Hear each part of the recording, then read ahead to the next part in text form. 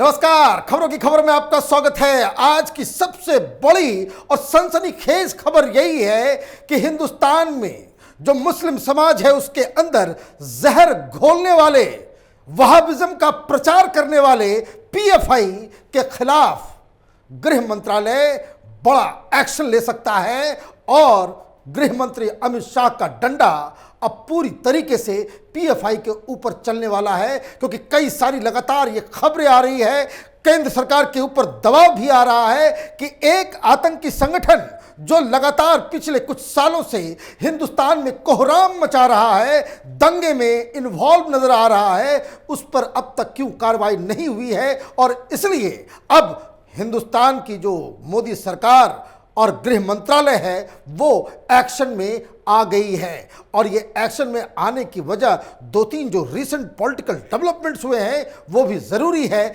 लेकिन इमीडिएट जो मसला है वो कर्नाटक में शिवमोगा के अंदर जो हर्ष नाम के हिंदू युवक की जो हत्या हुई है उसमें जो लोगों से पूछताछ की जा रही है। 12 लोगों को हिरासत में लिया गया है, 2 गिरफ्तार हुए हैं और बताया यह जा रहा है कि इन सब का लिंक पीएफआई से है।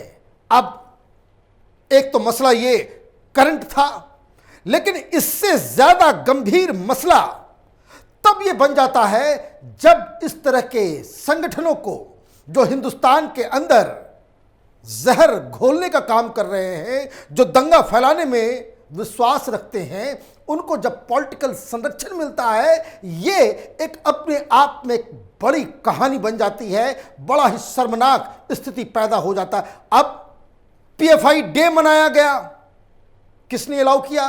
राजस्थान में।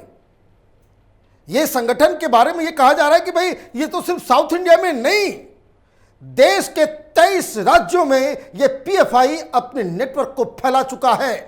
वो देश के किसी भी शहर में दंगा फैलाने में वो सक्षम है और उसे कांग्रेस पार्टी की सरकार के द्वारा अनुमति दिया गया कि भाई आप पीएफआई डे मनाओ। कहां?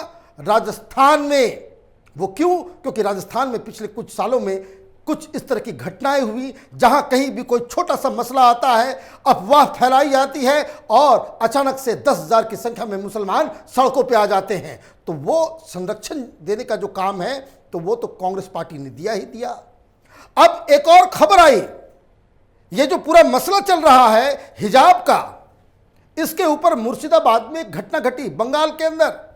ये ममता बनर्जी की सरकार के नाक के नीचे वहां पुलिस वाले को दौड़ा दौड़ा करके पीटा गया, पुलिस वाले भाग गए क्योंकि वहां के प्रिंसिपल ने एक स्कूल में हिजाब पहन के आने से मना किया था और एक बच्ची को मना किया गया और 10,000 लोग स्कूल के परिसर में घुस गए और तोड़फोड़ करने के बाद पुलिस जब वहां पे आई तो उसको भगा दिया गया। कैसे हिम्मत पड़ी?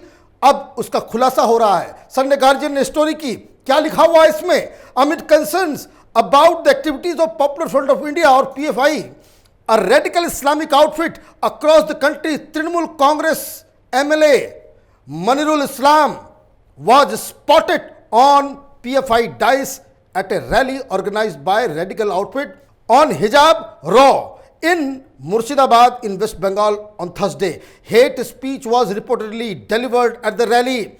Questions are being raised on how this meeting was even allowed to take place by the police. Murshidabad में एक रैली हो रही है हिजाब के ऊपर और वहां पे टीएमसी का एमएलए, स्थानीय एमएलए वहां पे मौजूद है। अब ये तो सरकार के प्रोटेक्शन के तहत इतना उपद्रव मचाया जा रहा है, ये कैसे हो सकता है? अब जब ये खबर इंटेलिजेंस की तरफ से केंद्र सरकार के पास आई, ये तो मसला खराब है। फिर मालूम चलेगा हर राज्य में राज्य सरकार इन्हें मान्यता देने लग जाएगी। इन्हें पीएफआई के बैनर के तले उसके स्टेज पे अगर एमएलए, मंत्री ये सारे लोग आएंगे तो फिर बैन कैसे होगा? और इसलिए गृह मंत्रालय आनन फानन उन्होंने एक्शन लेना शुरू किया। क्या खबर आई? The home ministry has asked the NIA to investigate the organisation.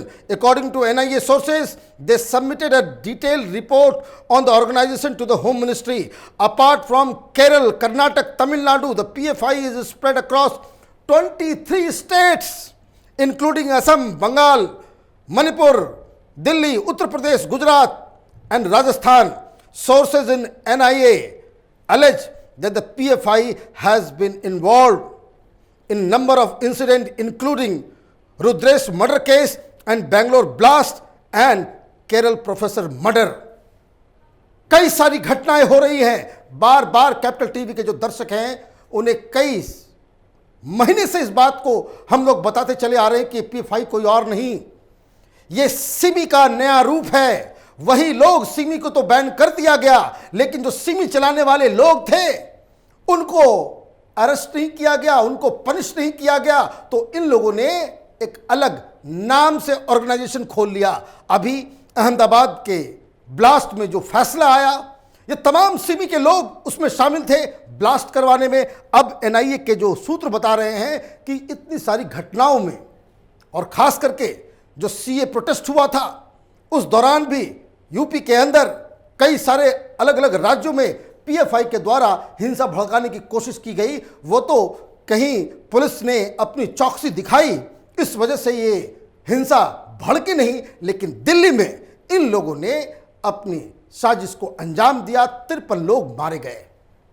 अब मसला यह है कि इसे बैन कब और कैसे किया जाएगा, और ये लोग इतने शातिर हैं कि ये नाम बदल बदल के अलग अलग तरीके से समाज के अंदर अपने आप को बचाने का कोई तरीका हो सकता है उसको भी अपना रहे हैं। अब मालूम चल रहा है कि ये पीएफआई को ये समझ में आ रहा है कि अब उनके खिलाफ माहौल बन रहा है, उनको बैन किया जाएगा।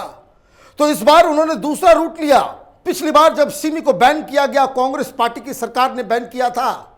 कांग्रेस पार्टी की सरकार ने इन्हें एक आतंकी संगठन बता करके बाकायदा बैन लगाया था। आज कांग्रेस पार्टी उन्हें स्टेज दे रही है। अब इन लोगों को समझ में आ रहा है कि पीएफआई को बैन कर दिया जाएगा तो हम क्या करेंगे। तो इन लोगों ने अलग अलग तरीके से एनजीओ खोलने का परमिशन ये लेना स्टार्ट कर रहे हैं, और इस एनजीओ समाज सेवा के नाम पे ये लोग फिर वही जहर का कारोबार वो शुरू करेंगे। ठीक वैसा ही स्ट्रेटजी कि जब लश्कर तोयबा को बैन किया गया तो हाफिज सईद ने सीधे सीधे अपने ऑर्गेनाइजेशन का नाम बदल दिया, जमातुद दवा रख दिया, और ये कहा कि भाई ये एनजीओ है, ये लोगों की मदद करने वाला एक संगठन है, लेकिन धंधा वही खून लेने का, धमाका करवाने का। ये जिहादी संगठन अब धीरे धीरे अपना पैतरा बदल रहे हैं। इसके ऊपर खबर ये भी आई कि ये सारी तिकड़मबाजी इंटेलिजेंस को मालूम है, केंद्रीय एजेंसियों को भी मालूम है। According to intelligence sources, the PFI is preparing to continue its activities by forming welfare societies in different states as the organization has been banned. Therefore, the center has sent a warning to all the states that if any application for the formation of new society is submitted, it should be scrutinized.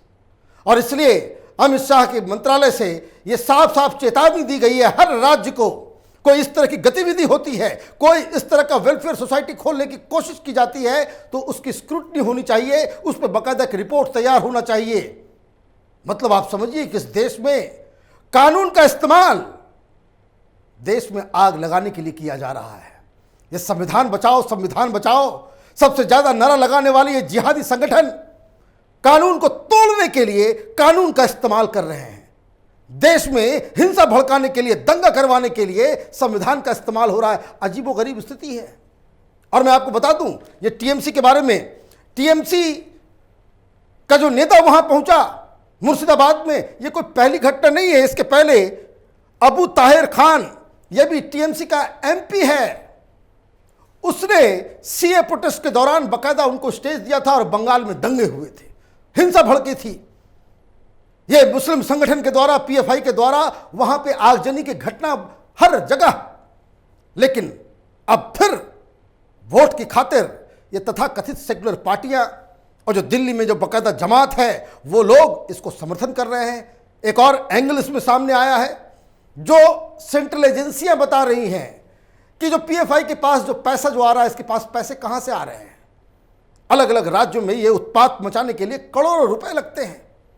जब शाहीन बाग का चल रहा था उस दौरान सिर्फ UP में जब इन्वेस्टिगेशन शुरू हुई तो मालूम चला कि 200 करोड़ रुपए 15 दिन के अंदर में बैंक से निकाल के इन लोगों ने बांटा था। और जिन जिन शहरों में ज्यादा पैसे निकाले गए वहां उतना बड़ा प्रोटेस्ट हुआ था।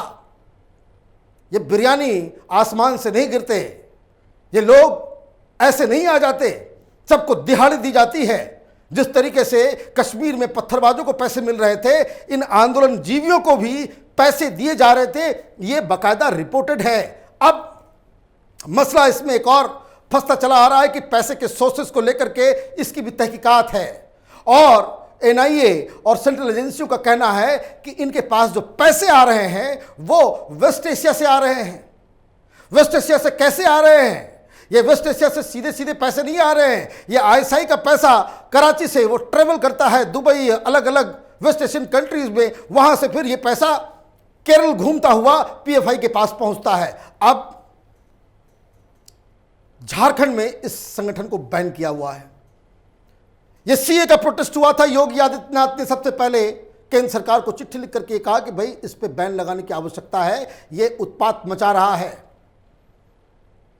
तो ये तमाम दबाव मिल रहे हैं, उससे गृह मंत्रालय के सोर्सेस बता रहे हैं कि बहुत जल्द पीएफआई के ऊपर अब डंडा चलने वाला है। लेकिन एक समझने वाली बात यह है कि आप पीएफआई को बैन कर दोगे, आप इनके लोगों के खिलाफ कार्रवाई नहीं करोगे, तो फिर ये कुकुरमुत्ते की तरह फिर से कहीं ना कहीं ये उग जाएंगे। जो गलती कांग्रेस पार्टी ने की कि आपने सिमी के ऊपर बैन लगा दिया, इंडियन मुजाहिदीन के ऊपर बैन लगा दिया, उसको आपने टेररिस्ट संगठन घोषित कर दिया, लेकिन इनके लोगों को आपने खुला छोड़ दिया, इन्होंने पीएफआई बना दिया। अब फिर से अगर आप पीएफआई को बैन करोगे, मालूम चलेगा ये किसी दूसरे नाम से फिर ये खड़े हो जाएंगे। तो सिर्फ बैन करना वो सफिशिएंट नहीं होगा, बल्कि पीएफआई से जुड़े हुए लोग, उनको हंट करना होगा, उनको ढूंढना होगा, और किसी भी वो बिल के अंदर छुपे हुए हैं, आइडेंटिटी को बचा करके रखे हुए हैं, इन सबको बाकायदा बाहर निकाल करके दुनिया के सामने प्रस्तुत करना होगा और इनको सलाखों के पीछे भेजना होगा। तब जाकर ये देश कुछ शांति की कल्पना कर सकता है। अगर इन लोगों को खुला छोड़ दिया गया तो यकीन मानिए इस देश में गृह युद्ध जैसी स्थिति पैदा हो जाएगी। यही पीएफआई का मेन एजेंडा है। आप देखते रहिए कैपिटल टीवी, हमारे वीडियोस को लाइक कीजिए, शेयर कीजिए और हमारे चैनल को सब्सक्राइब कीजिए। धन्यवाद।